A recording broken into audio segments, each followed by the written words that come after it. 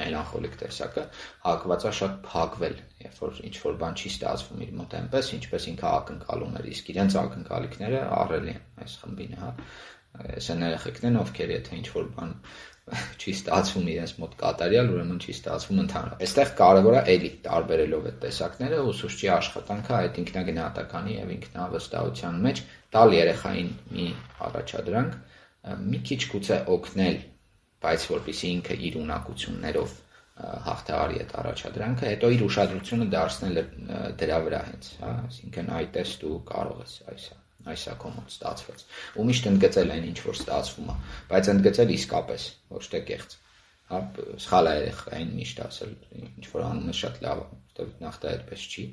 Այսինքն ուժեղ կողմերը ընդգծելն է ճիշտ։ Իսկապես գտնել ինչ որ ստացվում է, պետք է ընդգծել ու հենց այդ էլ շատանալու է, այդ էլ զարգանալու է, հետո դրա հիմքով էլ իր ստեղծագործականությունը դրսևորվելու է։